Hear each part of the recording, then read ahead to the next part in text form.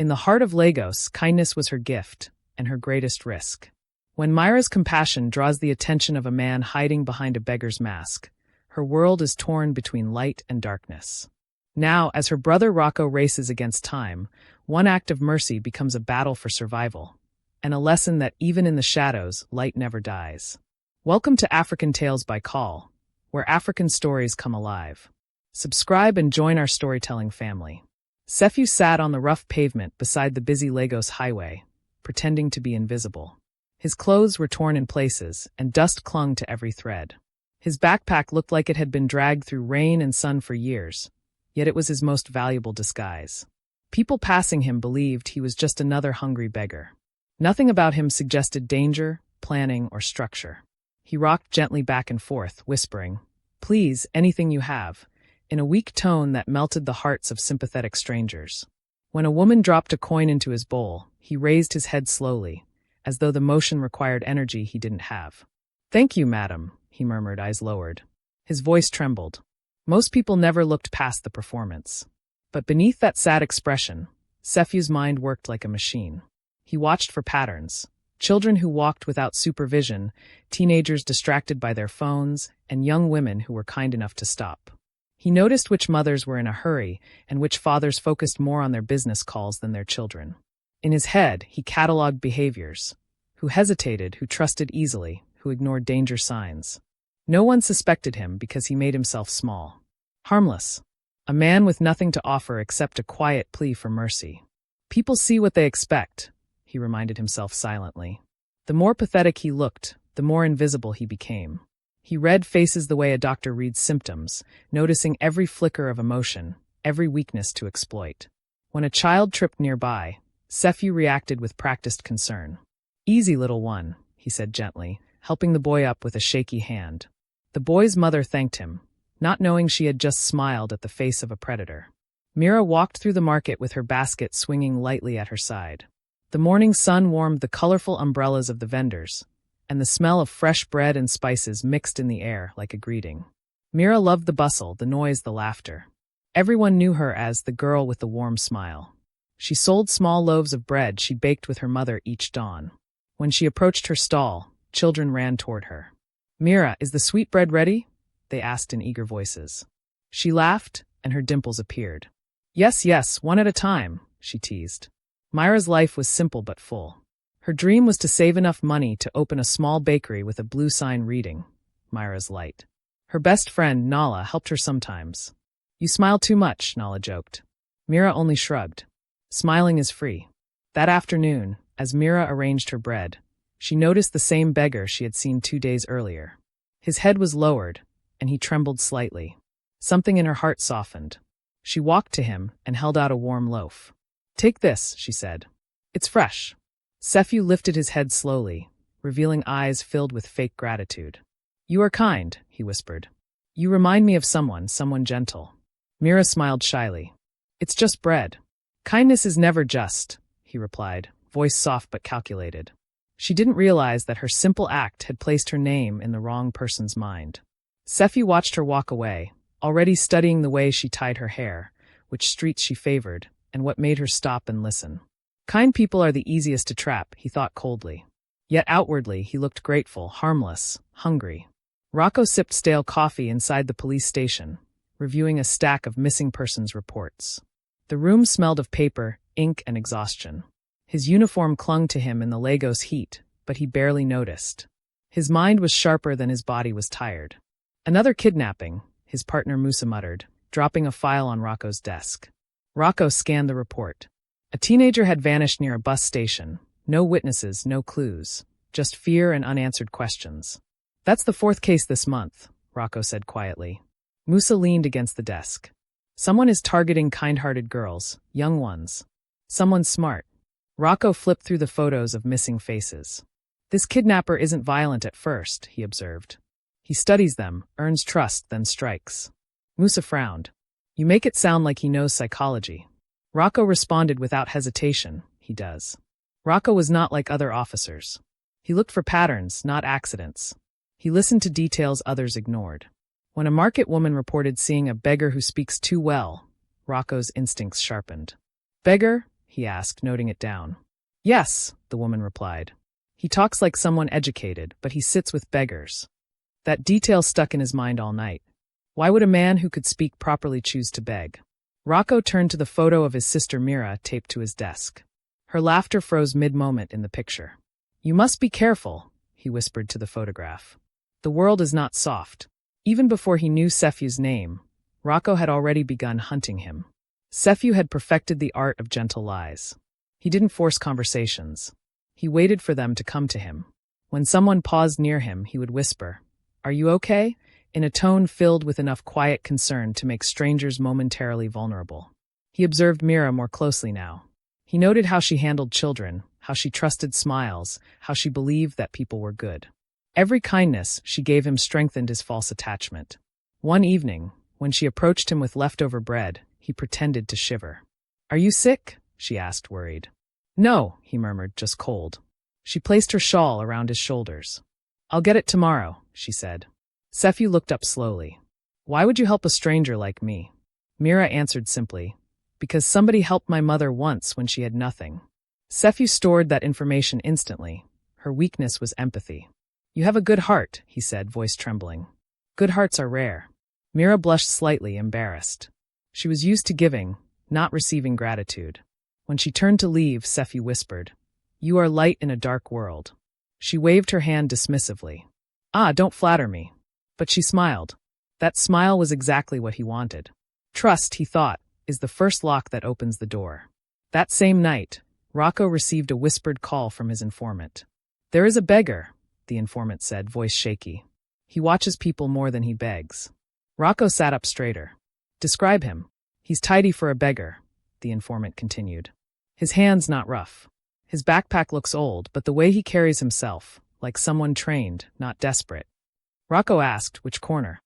The informant replied, "By the market where schoolgirls walk home." Rocco hung up immediately and left the station. As he stood across from the market, he spotted a man who didn't match the rest. The other beggars moved aimlessly, but this one, Sefu, was still. Focused. Watching. Rocco's heartbeat slowed, not from fear, but from certainty. He leaned against a kiosk and observed. Sefu wasn't begging. He was studying. He watched young girls, noting who returned smiles and who ignored him. "You're not here for charity," Rocco muttered. "You're hunting." He pulled out his phone, zoomed in, and snapped a photo. "You're not invisible anymore," Rocco thought. The next day, Sefu decided to start the second phase of his manipulation. He approached Myra's stall, pretending to limp. Mira gasped. "Sefu, what happened?" He lowered himself onto a stool. "I slipped near the riverbank," he said weakly. She knelt beside him. "Let me see." He pulled back slightly, just enough to show vulnerability. No, I don't want to bother you." She frowned. "When someone is hurt, we help. Sit still." She cleaned the scraped skin on his ankle gently, and Sefu studied her expression with intense focus. "You could have ignored me," he whispered. "But you didn't." Mira wrapped a cloth tightly around his ankle. "People fall," she replied. "Someone must help them stand again." Inside, Sefu smiled. He didn't want healing, he wanted emotional connection. "No one has cared for me like this in years," he murmured. Mira felt pity tighten in her chest. "Maybe life will be kind to you again," she said softly. Sefu looked into her eyes, and in a tone smooth as silk, replied, "Life is already kind. I met you." Mira froze, unsure how to respond. Then she laughed nervously. "Don't talk like that." But her laughter showed him that her guard had dropped. Rocco continued monitoring the corner. 3 hours, Musa said, yawning. "This guy hasn't moved." Rocco kept staring. Predators don't rush. Suddenly, Mira appeared in sight, carrying bread. She walked directly to Sefu. Rocco straightened. "No," he whispered. He watched them interact. She laughed. She handed him bread. She leaned down and wrapped his ankle. Musa muttered, "Looks harmless enough." But Rocco's gut twisted. "No," he said. "He's choosing her." Rocco walked toward them slowly. He stopped when he realized that approaching Mira abruptly might scare her. She waved goodbye and left, disappearing around the corner. Sefu's eyes followed her, as though she had become a map he intended to memorize. Rocco whispered into his radio, "We've got a problem." That evening, Sefu sat in a tiny hidden room behind an abandoned shop. He removed his backpack and opened a small metal box. Inside were neat stacks of money, tied with rubber bands. Beside them lay printed notes he had used before. 10 million Nigerian nairas or your daughter dies. He kept a detailed notebook full of profiles, names, ages, family backgrounds, fears. On the newest page he wrote Mira, trust quickly. He pressed his finger against her name slowly, as though sealing a promise. Next to it he wrote brother, unknown. Sefiu believed every weakness had a matching leverage point. All I need, he whispered, is time. Then he closed the box and rehearsed his next approach. Step 1, pity. Step 2, trust. Step 3, isolation. The next morning, Mira greeted her mother, Ao. Mama, we made good sales yesterday, she said cheerfully. Ao looked at her daughter closely. Your eyes look too happy, she teased. Did someone praise your bread? Mira blushed and shook her head. No, nothing like that. I just helped someone. Ao slowly set down her cup. Which someone? Mira waved it off. A beggar. He hurt his foot. Ao's face darkened. Mira, kindness is good. Blind trust is not. Mama. No, Ao interrupted. You don't know who people really are. Mira sighed. He's harmless. Ao whispered a prayer and touched Myra's cheek. Light attracts everything, even insects. Mira laughed, unaware that danger had already woven itself into her life. That afternoon, the sky darkened. A storm brewed. Vendors rushed to pack their goods. Sefiu watched Mira close her stall. He stood and limped slightly toward her. Mira, he called. The rain is coming. Come, I know a place where we can wait. She hesitated. No, I should get home. Thunder roared. The rain poured suddenly, drenching both of them. Sefiu removed his jacket and held it above her head like a shelter. Just for a few minutes, he said softly. Mira nodded slowly, unsure. They walked into a narrow alley. The deeper they went, the quieter it became. Mira stopped. This isn't the way to the bus stop. Sefiu smiled gently. Trust me. It's safe. But fear finally whispered inside her heart. Maybe I should. Suddenly, his hand tightened around her wrist. The rain covered her gasp. Mira froze as Sefiu's grip tightened. His voice, once soft and shy, shifted into something cold and controlled. Don't scream, he warned quietly. If you scream, the rain will drown your voice anyway. Mira couldn't recognize the man in front of her anymore. His eyes no longer held the gentle gratitude she once believed. They were sharp, calculating. She tried to pull away. Sefiu, what are you doing? He leaned close, his breath brushing her ear. Stop fighting. If you cooperate, nothing bad will happen to you. Mira shook her head violently. Let go of me. He dragged her deeper into the alley where the sound of the rain swallowed every word. With one hand, he pressed a cloth against her nose. Mira screamed, but the rain and thunder trapped the sound. The cloth smelled sharp, chemical. Breathe, he instructed, as if this were a lesson. Mira struggled, her vision blurring. Why are you doing this? Sefiu sighed with irritation. Because families pay well for angels like you. Mira tried to reach for the wall, but her arms weakened. Her heartbeat thundered in her ears, and the world became a blur of rain, fear, and betrayal.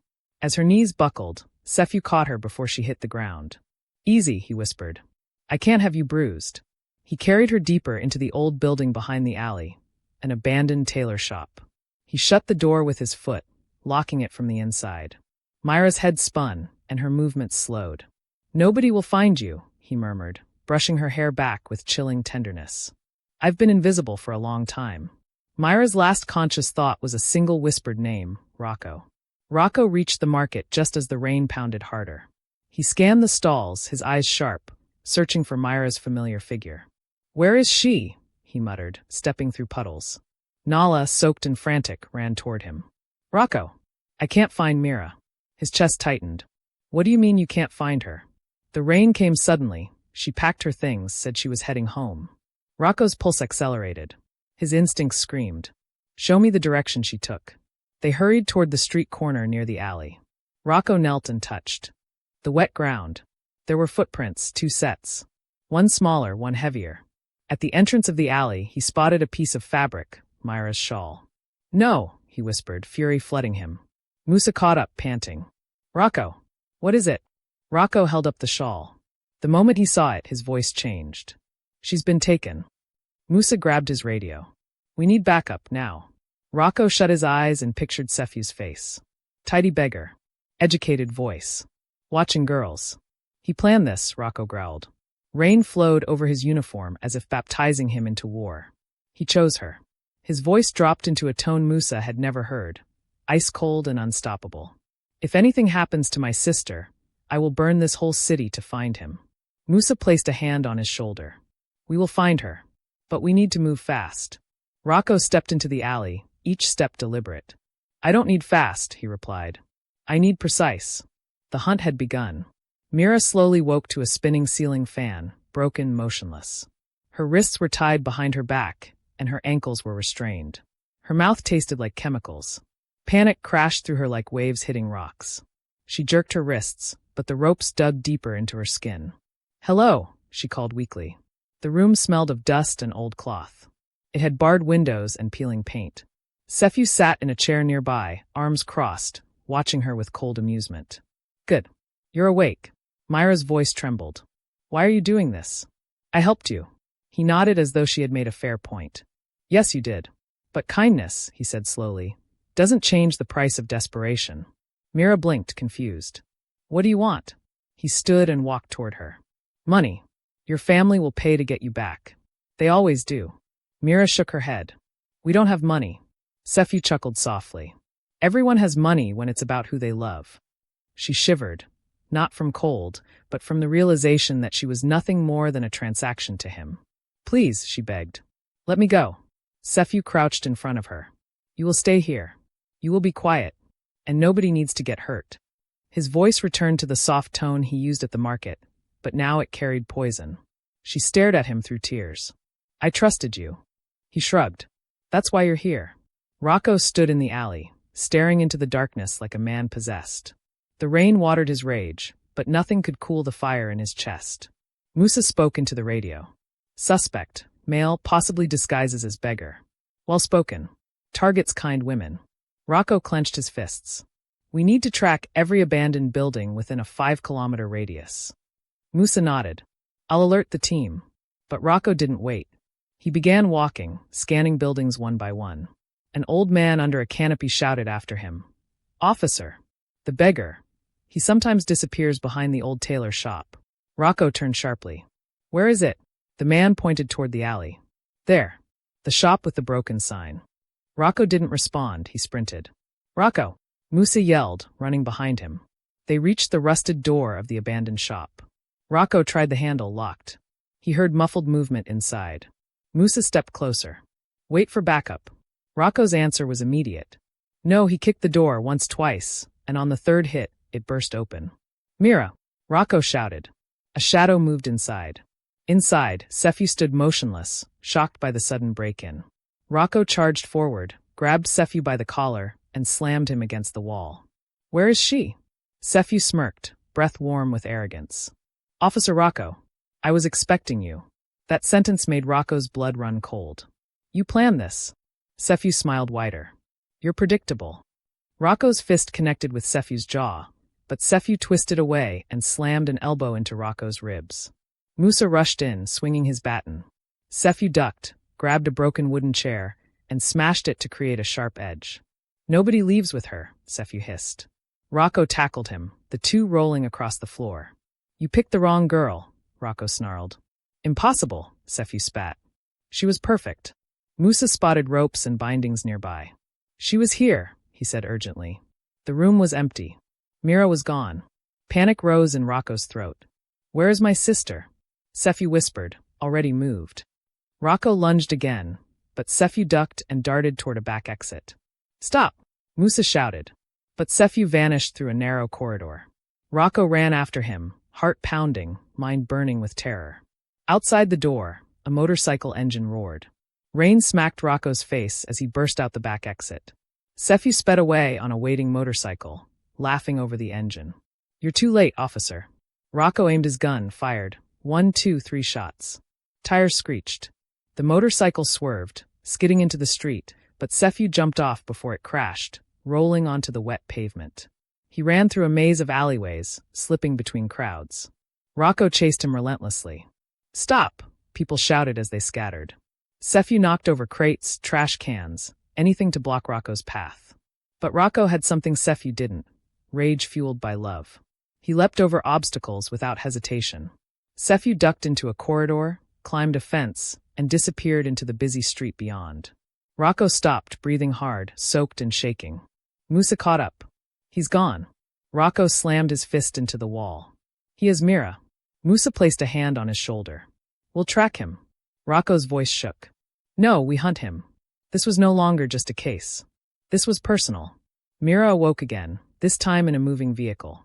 Her hands were tied, and her mouth was taped. She lay on the floor of a van. Sephu was driving, humming casually. She tried to scream against the tape. Sephu glanced back through the mirror. Shoo, he said, amused. You'll tire yourself. Tears streamed down Myra's cheeks.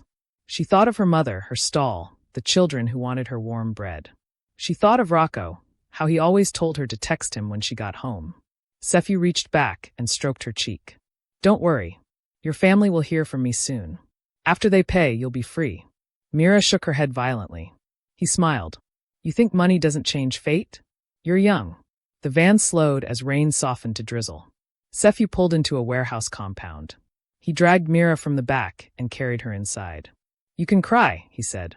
It won't change anything.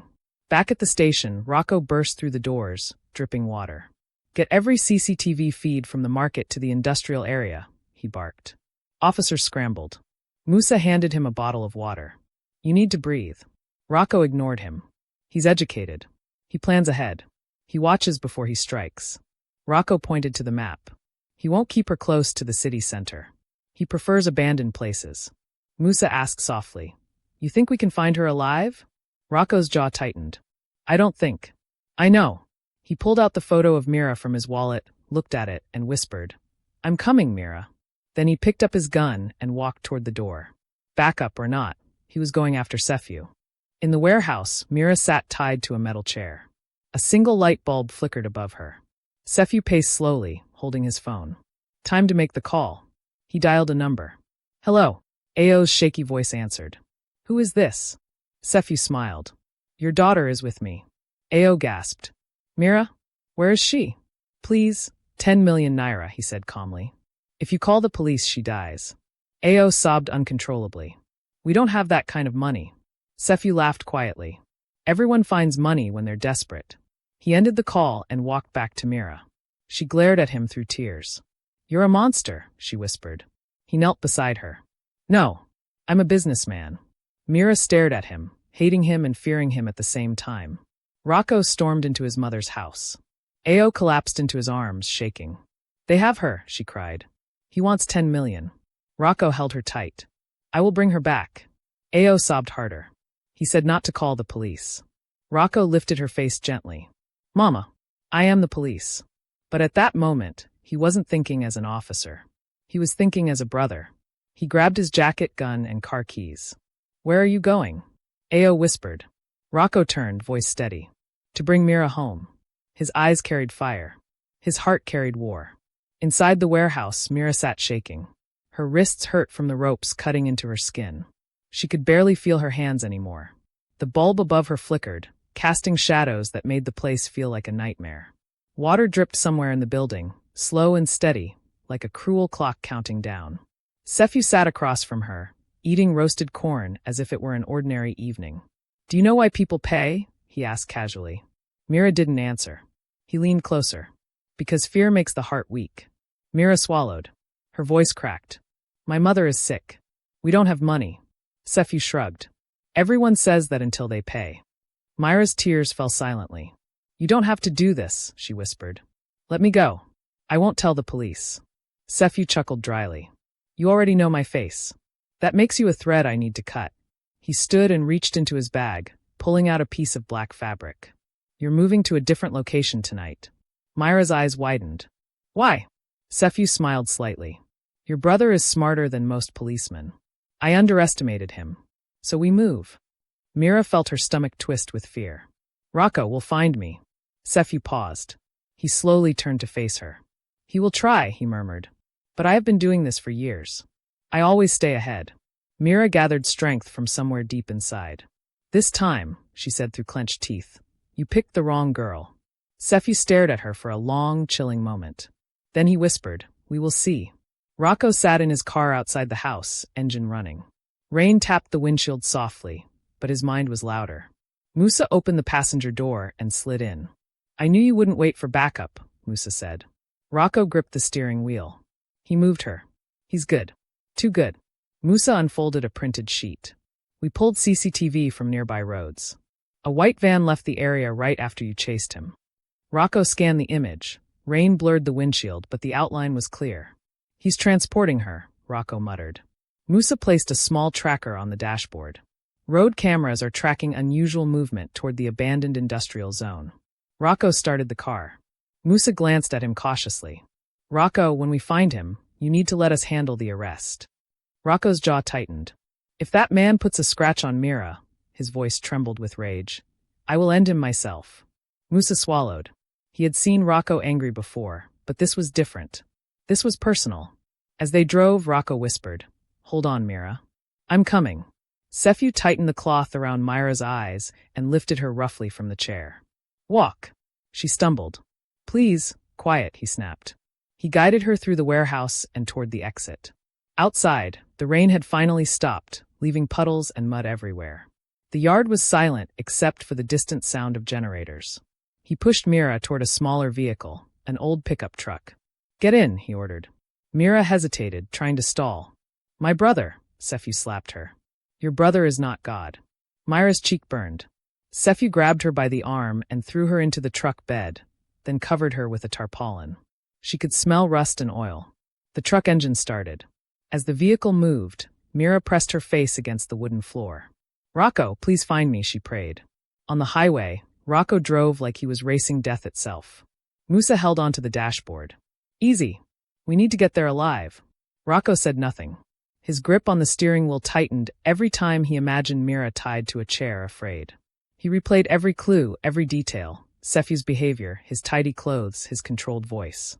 "He's not just a kidnapper," Rocco muttered. "He studies people. He manipulates emotion." Musa leaned back. "So what's his weakness?" Rocco answered instantly. "His ego." They hit the industrial zone, where abandoned warehouses line the horizon. Musa pointed. "Heat sensors from patrol drones show movement in that area." Rocco swerved sharply into the entrance. Musa grabbed the radio. "All units, converge on Warehouse 27. Sephew's truck reached an uncompleted compound at the outskirts of town. He dragged Mira out and pushed her into a small room with no windows. The room smelled of cement and cold metal. "This will be your home until your family pays." Mira coughed from the dust. "You can still let me go." Sephew closed the door and leaned against it. "You know, I wasn't always like this." Mira blinked in confusion. He continued, voice distant. "I studied psychology. Top of my class. The world expected greatness." Mira whispered, "Then why become this?" Sephew's jaw tightened. "Because when I needed help, nobody helped me. I begged. I begged like a dog. People walked past me." His eyes hardened. "So now I take." Mira shook her head. "Hurting others won't heal you." Sephew leaned close, whispering, "It makes me powerful." For a moment, Mira saw something, not power, but emptiness. Deep, broken emptiness. Rocco and Musa moved quietly around Warehouse 27. Rocco examined the ground, using his flashlight. "Tire tracks," he murmured. "Fresh." Musa knelt. "Small truck, probably a pickup." Rocco's heart raced. He moved her. He scanned the ground again and noticed something pale near the tire marks. He picked it up, a bead. A blue bead. The type Mira used when making bracelets. His breath caught. Mira was here. Musa stared at the bead. "She's leaving signs." Rocco whispered, "Smart girl." He stood. "We find every construction site within 15 kilometers. Musa blinked. "There are too many." Rocco looked at the faint tire pattern again. "No, not too many. Sephew likes to hide in places people forgot." Musa nodded. "Abandoned compound. Outskirts." Rocco already can. Back in the room, Mira tested the ropes again. Her wrists bled, but she didn't stop. She remembered Rocco telling her years ago, "Never stay tied without testing the knot." She twisted her wrists repeatedly. Slowly, painfully, the rope loosened. Her heart pounded. "Keep going." She heard Sephew on the phone outside. "Tomorrow morning. They will bring the money." Mira breathed deeply. Just a little more.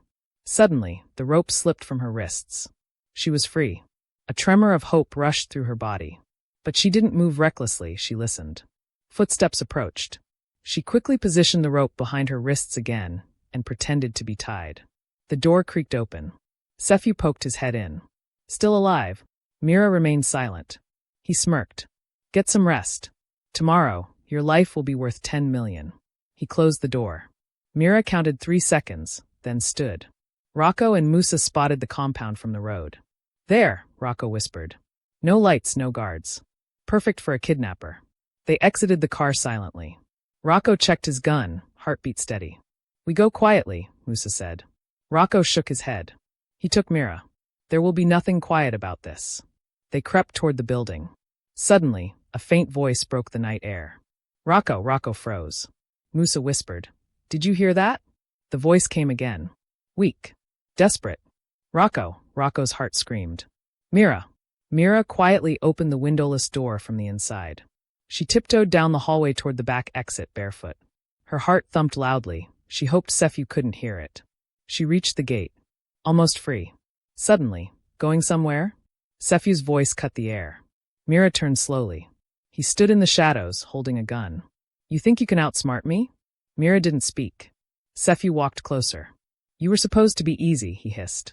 Kind. Fragile. Mira stared at him, voice steady. Kind doesn't mean weak. Sephew raised the gun. Goodbye, Mira. A gunshot cracked the night. Sephew stumbled back, shocked. Blood splattered across the wall. Rocco stood behind him, gun raised, breathing hard. Step away from my sister. Myra's knees buckled. Rocco. Rocco rushed forward and caught her just before she collapsed. I've got you, he whispered. Sephew groaned and tried to reach for the gun again. Rocco turned, eyes burning with fury. Touch that gun and I will finish what I started. Sephew froze, teeth clenched in pain. Police sirens echoed in the distance, backup finally arriving. Rocco wrapped his jacket around Mira. She sobbed into his chest. You came, she whispered. Rocco kissed the top of her head. Always. Sephew glared at them, broken and defeated. The hunter had become the hunted. Police officers rushed into the compound, lights flashing across the dark walls. Musa stormed in with 2 officers and handcuffed Sephew while he groaned from the gunshot wound to his shoulder. You're done, Musa said firmly. Sephew glared, breathing heavily. You think you won? Rocco wrapped his arms around Mira protectively, shielding her from Sephew's poisonous words. Sephew laughed weakly. You saved her today, but what about others? There will always be another. Rocco stepped closer, voice controlled but dangerous. Not while I'm breathing. The officers lifted Sephew and dragged him toward the police vehicle. As they walked him past Mira, she stared straight into his eyes. No fear, just strength. You cannot break everyone, she whispered. Sephew leaned forward slightly, his voice low. Kindness is always the easiest weakness. Mira answered calmly. Not mine anymore. Sephew blinked, something in her tone disturbing his confidence. For the first time, uncertainty flickered in his eyes. Rocco turned away, gently guiding Mira toward the car. Her legs were weak, but she kept walking. Outside, the early morning air felt cold and fresh. Rocco draped his jacket over her shoulders. It's over, he whispered. Mira nodded, her voice fragile. Let's go home. Officers shut Sephew inside the police van. As the door slammed shut, the lock echoed like final justice. The van pulled out of the compound, and Sephew's face disappeared behind metal bars. The ride to the hospital was silent except for Myra's quiet breathing. She leaned against Rocco's shoulder, exhausted. I thought I wouldn't see you again, she whispered. Rocco swallowed hard. Don't say that. Mira looked up at him. You found me because you listened. You noticed details. Rocco laughed softly. You don't know how loud your absence was. Mira sighed. I trusted him. I believed he needed help. Rocco placed a hand over hers. Kindness is a gift, Mira, not a weakness. Tears rolled down her cheeks. But it almost got me killed. Rocco shook his head slowly. No, his evil is what did this. Not your kindness. She wiped her eyes. Mama always said light attracts everything, even insects. Rocco smiled faintly. Yes, but light also exposes darkness. When they arrived at the hospital, nurses rushed Mira inside for examination. Rocco waited outside the room, pacing. Musa appeared and patted his back. You did good.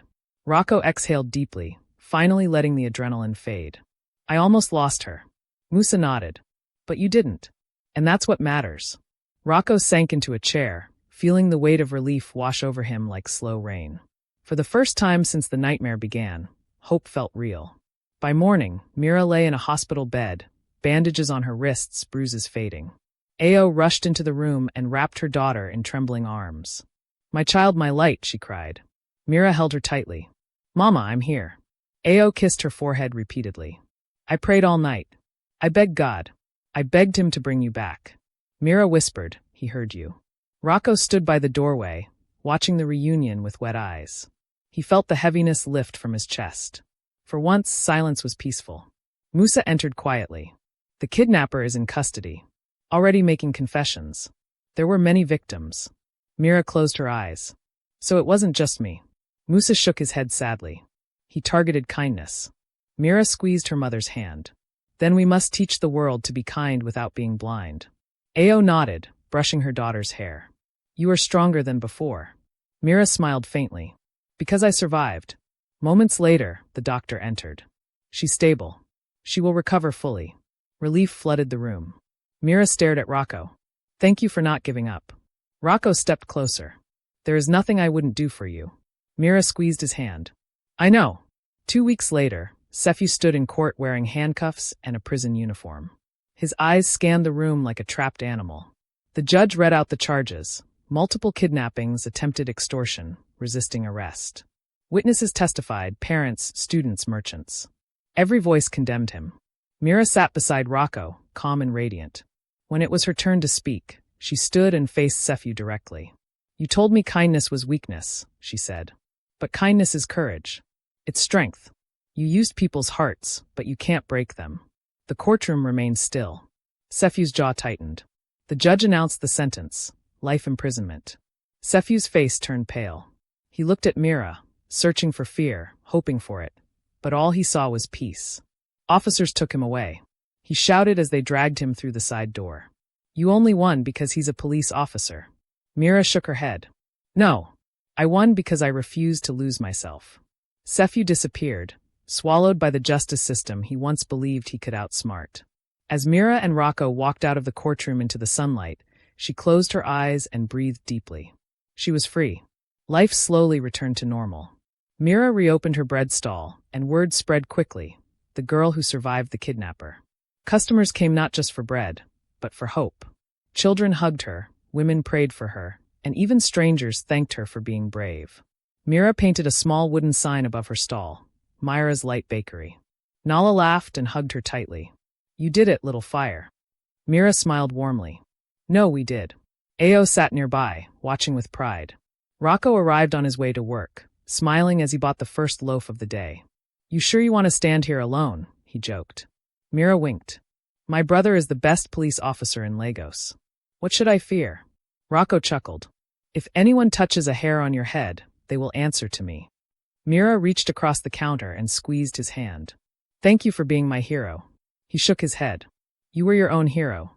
I only followed the light you left behind." They shared a quiet moment as the morning sun covered the bakery. Mira looked out at the street, alive, warm, and full of new beginnings. "I will never stop being kind," she said softly, "but I will never ignore danger again." Rocco nodded. Strength and kindness can live together. And just like that, life continued. Not perfect, not without scars, but stronger, brighter, free. The story ends not with fear, but with courage, and a girl whose kindness refused to die. Please like, subscribe, and share.